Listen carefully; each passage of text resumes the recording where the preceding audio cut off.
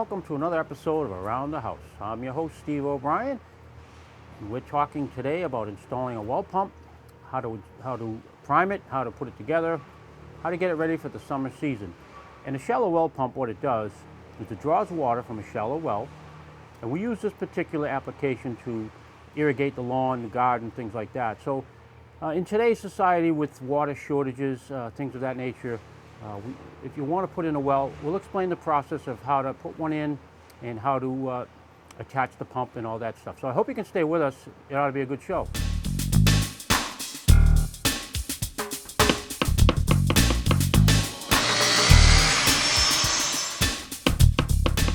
Okay, now we're going to explain the basic components of a shallow well pump and the accessories that go with it. Now, we bought this well pump a few years back, and I want to explain one thing. The pump doesn't come with any of these attachments. These attachments, you have to do that yourself. We're going to show you a little bit about how these attachments go together and what purpose they serve. Now, this well pump is rated 3/4 horsepower, which is adequate for what we need. You can go up to a horsepower. It's wired to 115 volts. And you must make sure that it's ground fault protected when you wire this. Have an electrician do it if you're not comfortable doing that. And this is also a 40-60 pressure related pump. Now what that means is at the low 40 pounds, the well pump will shut off. Now it's connected to a tank with a rubber diaphragm in it. And I'll explain that to you in a little while. I don't want to get too far ahead of myself. But it all works in conjunction with that tank and the pump. That's where you get your 40, 60 pounds. The 40 pounds, when the tank pressurizes to 60 pounds from the pump, it will shut the pump off. And then the pressurization in the tank will force the water out of the tank into our irrigation system. And when the water pressure in the tank goes down to 40 pounds, it will signal the pump to kick back on and repressurize the tank. It just saves the motor from running constantly. So I hope that helps you a little bit with that. And by the way, this hose right here, this is an air line. And this air line is what signals the pump of the amount of pressure from the tank. And here is the regulator switches built into this, which the air line goes into that. And that's what regulates the cutoff pressure. The cutoff pressure is the 60 pounds, and the cut-on pressure would be 40 pounds. And that's what this pump is rated for. So that, I hope, helped you a little bit with showing you how you connect the pump with the tank and how that operates. And next, we're going to show you how we're going to connect these fittings together so this all works for us and what these fittings actually do. So we're going to show you that.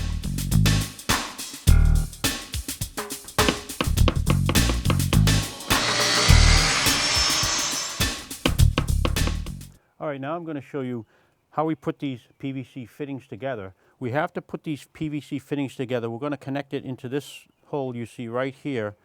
There's actually 3 connections to be made on this pump. This connection here has already been made. This is what draws the water up from the well. This connection here is what the water goes out to the irrigation system through this line. And this line we're going to put together now is the line that feeds our expansion tank that we showed you in the last shot. So now we've got a lot of pieces to put together. So if you're doing this at home, just run to your local hardware store or home center, and they'd be more than happy to set you up with the proper fittings. Because there's a ton of fittings you can get, but you really want to get the right ones. It'll make the job go so much easier. Now, what I like to do on all my fittings, I've really come to do this in the later years, is I use everything PVC that I can, especially outside or dealing with water. They don't rust out. They're less expensive than brass. So what I like to do is, when I disconnect my pump, I use they call these unions. And what the union does is you can disconnect the union, as you can see right here, and we'll show you this as we go. And this union, just one side will unscrew, and I just dropped the washer, but we'll get that. But there is a rubber washer in these unions. You got to be very careful with those that you don't lose them. And I'll show you on this one. there's a rubber washer. It's actually called an O-ring. You can see it in that shot. That's the rubber O-ring. That creates the seal. Now, if that rubber O-ring's gone, you're going to get all kinds of leaks. You'll never get your pump to prime, so make sure those O-rings are in.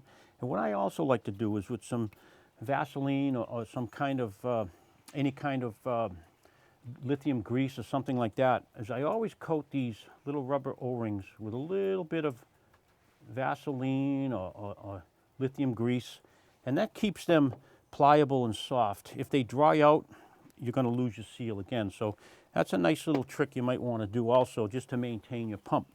Now, we're going to get started. We're going to be putting these fittings together, so bear with me. It might be a little confusing, but we'll get through it.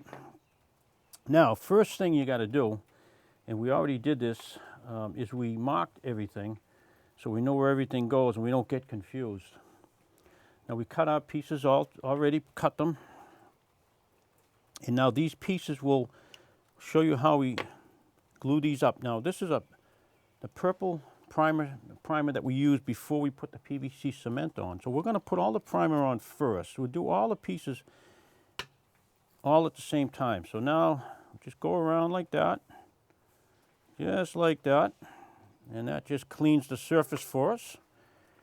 And everything we're going to cement, we put that primer right on there like that, and we'll put that over there for now. And we got to do a few more, and a little more like that there, and that'll make sure we have a good bond. And I believe we got this one to do, and that should do it. All right, now we close up our sealer. Now the next thing, this is the good stuff that smells good. This is the PVC cement. Now, we're going to take this PVC cement and we're going to do pretty much the same thing.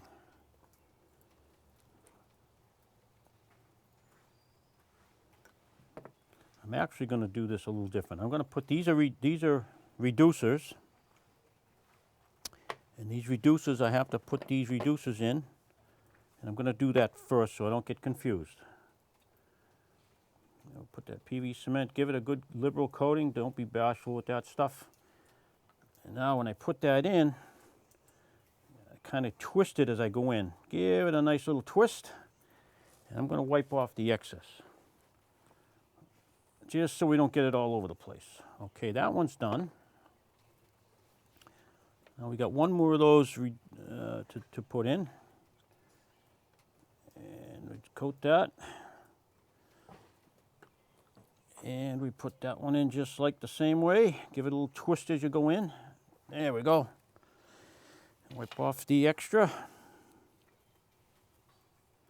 Okay, we got those in. Now, let's put our little nipples in. We call these nipples. It's a little cut off piece of 3/4 inch PVC. And this is going to go into that reducer. So now we're going to coat one end. Okay. And in it goes. Very simple. Give it a little twist as you're going in. And that went in very nice. And again, we wipe the excess off so we don't drip it all over everything. There we go. We're almost completed with our hookup. We've got a couple more steps that I want to show you. We've done the PVC cement in our last shot. Now in this shot, I'm going to show you a different technique for sealing threaded PVC. What I do, you can use pipe dope, they call it, or you can use this, which is Teflon tape. We're going to use this today. And I'm going to show you a little trick when you're using Teflon tape.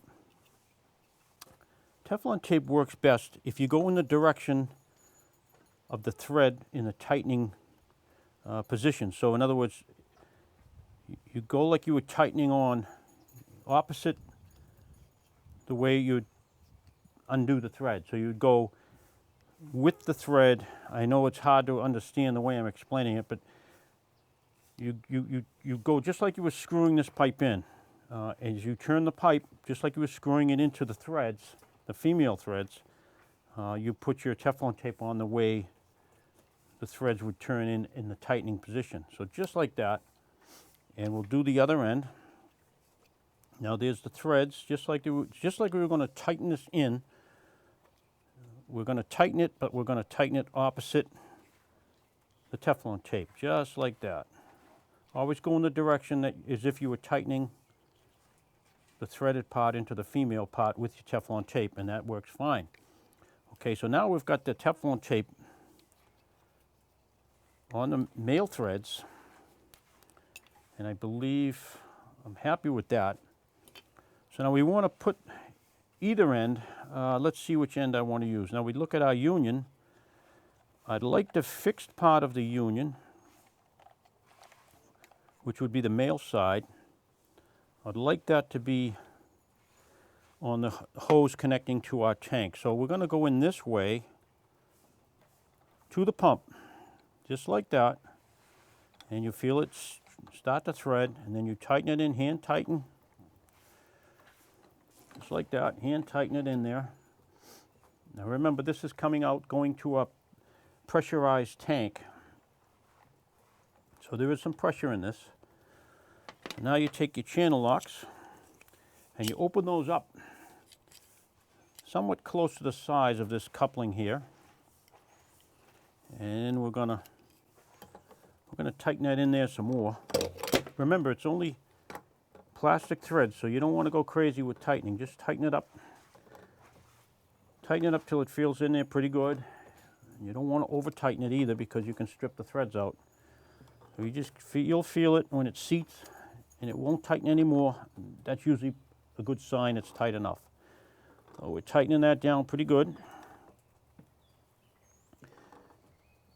It feels like it's getting there. And let's see, we're just about where I want to be, right there. If you get a leak, you have to pretty much break everything down. You have to relieve the pressure on the pump, drain some of the water out, because it's under pressure. So you got to be careful when you relieve. If you undo this union, you got to be very careful that there's not pressure in that, because it'll scare the heck out of you. So what you do is you turn the faucet on up at the point where it comes out at the house, and relieve the pressure in the tank before you do any work on this pump. Once it's pressurized, you have to relieve the pressure before you take anything apart. So now this is how the union works. In the winter time, or this time of year, this is the late spring, early summer, I'm putting the pump in today. We're connecting it today, so we do the opposite of taking it apart.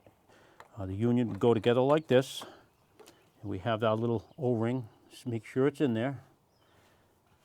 And then we just couple that like that. And that's pretty much where we want to be. Now there's one more fitting we got to put on. In this fitting, it's got the barbed end. You can see the barbed end. And this is threaded to go onto our nipple here. Now the barbed end will go into this hose right here, which came with the expansion tank. And then what we'll do, actually what I'll do is I'll put that in now. Make sure you put a hose clamp on that first, like so. And then a little trick I learned, you can put a little bit of Vaseline in the hose, because it's a pretty tight fit. Just a little bit in there, not too much. You don't want it to pop off either. And then that'll slip in there so much easier. There, you see how easy that went in. And now we're using this 2-inch hose clamp. And now you can use a screwdriver, a slotted screwdriver with that, but I prefer to use a little socket. It gives you a better bite on the, you get more turning power. But remember, when you're tightening these hose clamps, don't overdo it, because if you over tighten these, what happens is you'll strip it out and the clamp will be no good. So again, you can feel when it's really tight. You can only tighten these so much, and then they'll strip right out on you. So when you're tightening these up, especially if you're using a socket, because you can put a lot of torque on a socket, and that'll strip it out every time. So if you're using a socket like this, that's good right there. I know that feels tight enough. Now, last step is I'm going to disconnect the union. I'm taking my washer out because I don't want to lose it. Now we're going to thread this. We're going to thread this right into that like that. We have our Teflon tape on, and that's going to give us a good seal. And now with our channel locks again, we're going to tighten that right in nice. And that's going to make taking this pump apart so much easier in the fall and putting it back in the spring like we're doing today. I have 3 unions on this pump, 3 disconnects. And I don't know any other way that I'd want to do it. I don't recommend anybody leave their pump out all year, not in this part of the climate, because they do freeze up. You're better off to take them in the house and drain them. Now, we're ready to put this pump almost together and start it and mount it down in our well house and start our process of doing that. But what I'd like to specify also is before we put the pump in, what I'm going to do, this is where the impeller is right here. The impeller is, picture a little fan, and the fan will turn around. The motor powers the fan. I call it an impeller, what it is, and that's what draws the water and pushes the water out. So you have to prime these pumps first. Now what I do to prime the pump is there is a little nut right here you can take off, but it's not easy to get the water in. It's a small little hole. What I do is I fill it with a funnel, and I'll show you right in this hole here. And that'll fill the pump, and it will stay in the pump. The water will stay in the pump because the pump has what they call at this point here in the pump, it's built into the pump. It's called a check valve. A check valve will let the water come in, but won't let the water go out. And what that does, it keeps the pump from losing its prime. And I'll show you a little bit more about how that works in our next shot.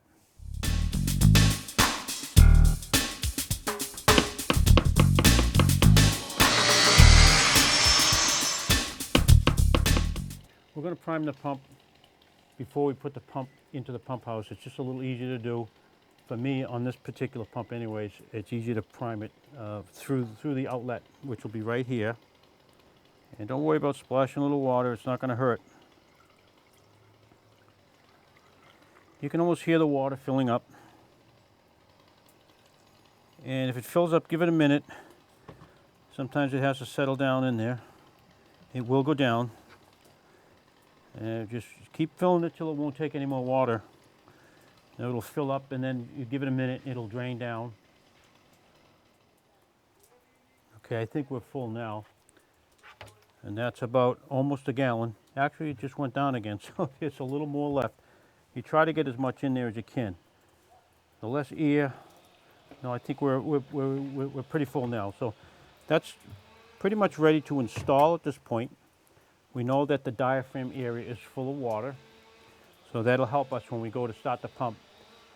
It'll be all primed and ready to go. And now, one more thing I want to show you. We have the check valve built into the pump right here. And what that does, it's a little rubber stopper with a spring. The water can go in. This is the inlet. This draws the water from the well. It'll go in. When you shut the pump off, the water that's in the pump, in the line up to the irrigation system, it won't come back out, because if it did that, you'd lose your prime every time. And I've had issues with this where I've lost my prime. It wouldn't hold the prime. And what happened was there's a little stone that got into the check valve, and it wasn't closing, seating tight. The stone allowed the water to leak back out of the pump, and very easy to fix, but that's what happens sometimes. Now the final step, this is a pipe that goes down into the well.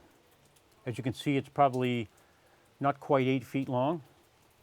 Now with these shallow well pumps, I have to tell you, with these shallow well pumps, you should be no further than 25 feet from the point of the pump to the entry point of the well, to the bottom of the well, let's say.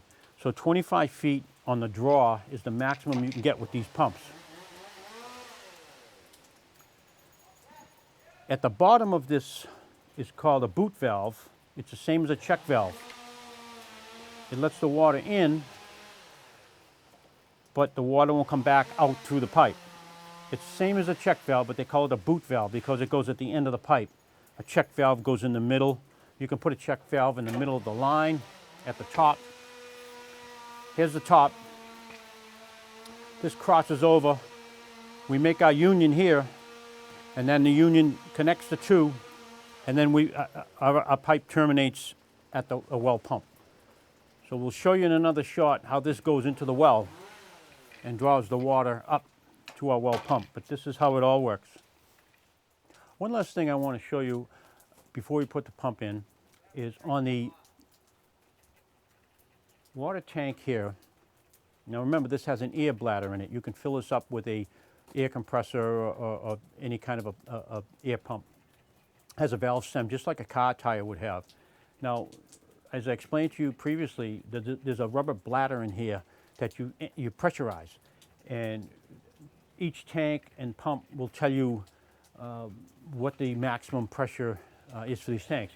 Now, what I want to do is I want to check this with an air gauge.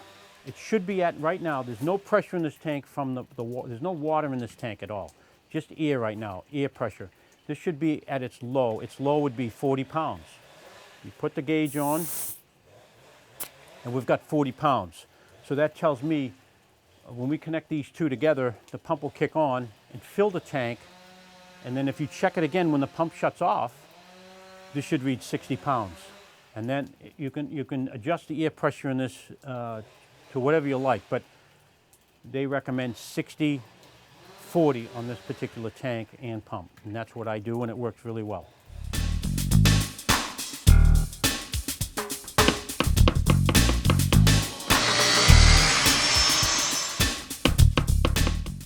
We're here at the pump house. We've installed our pump system. We've installed our expansion tank. We've connected all our lines, the suction line and the feed line that will feed the water from the well to the irrigation system. Now, we built this enclosure, reason being there's electricity involved here, and this is out in the woods. So we don't want any children to come across this and accidentally get electrocuted. Or any animals or anything of that nature. So we built an enclosure. It helps keep the elements too off of the pump and everything else. It will extend the life of everything else that's in here. So we've got everything hooked up and ready to go. The next step will be we're going to put the pipe down into the well and connect that up, and then we'll start the pump and see if it primes. Okay, now we're at the part where we're going to install our a pipe into the well that will draw the water and feed the pump. I'm going to explain a little how we came to this type of well. What we did years ago is we tried to drill a well point, as a lot of people can do, but in certain type soils you can't. We have a lot of ledge in this particular area, and we'd go down 3 or 4 feet, you'd hit ledge every time. So in a case like that, a well point is virtually impossible to use. So what we did here was we brought in a small backhoe. We knew there was water here because in the early spring there was always standing water. You might see a little puddle somewhere in your yard. That's a sign that the groundwater level is fairly high. So that indicates a good spot to dig. So what we did was we dug a hole about 6, 7 feet deep. And then what I did was I got a pipe, a 4-inch pipe like this. You can use a larger pipe if you have one, with all these holes in it. As you can see, these holes. And then I held the pipe vertically, and we dropped in some crushed stone all around this pipe. And that creates a reservoir for the groundwater to follow. Now, I'll show you that pipe sticking up is just what I'm showing you here. And then what we do, that's our sleeve. And then this pipe, which you've seen a few times, is what goes down inside that. We have the boot valve at the bottom. It's got a little screen on it. And what that does is that valve has a little, like a check valve. We explained that to you earlier. And that doesn't let the water come back down the pipe and run out. Once the water goes in the pipe and the pump shuts off, the water will stay in the pipe. So it doesn't have to reprime every time the pump stops. So now we're going to drop this pipe down and through, right down in there, that we call it our stand pipe. And down we go. All right, and there we go. We're at the bottom. Now, I'm going to connect up the union. We clean it off where they meet. No dirt. Then you got to make sure your rubber O-ring is in place, which ours is, and that creates our seal. Now we're going to connect it. And these here really work good. Usually you can just hand tighten these, but you got to line them up pretty good. And there we go. I think we're lined up.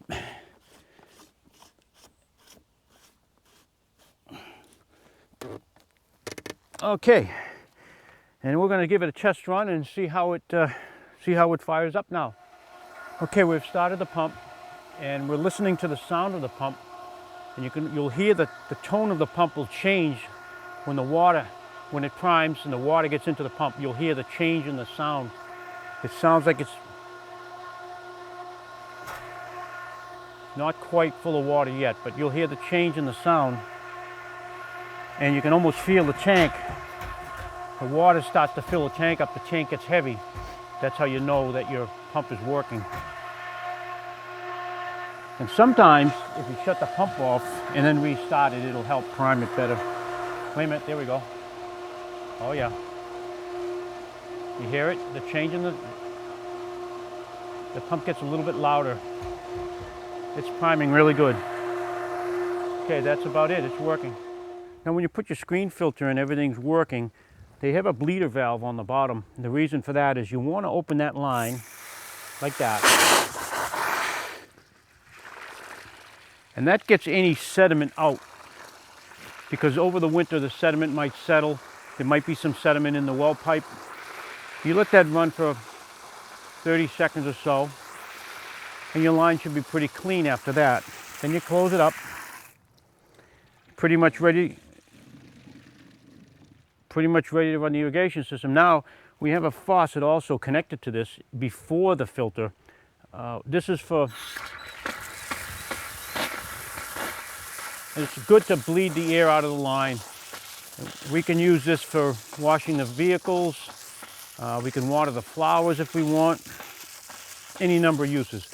So as you can see, the pump is still in the process of getting all the air out of the line. It might take a few minutes to clear it. But in a minute, we're going to show you how our irrigation system works.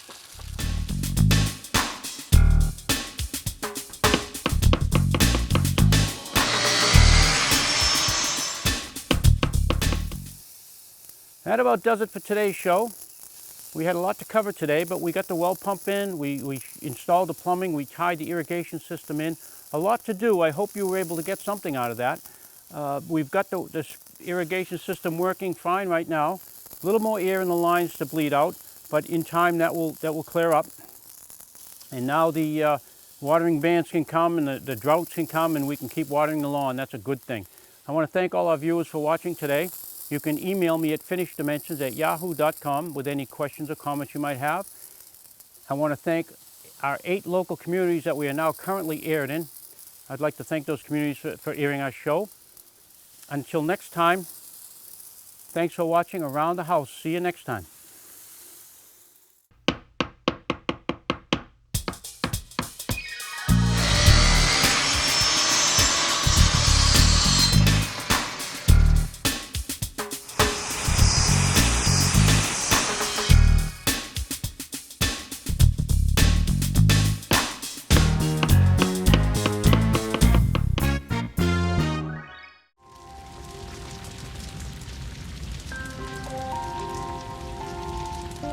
A single ember that escapes from a wildfire can travel more than a mile. That single ember can ignite and destroy your home or even your community. You can't control where that ember will land, only what happens when it does. Get Fire Adapted now at fireadapted.org.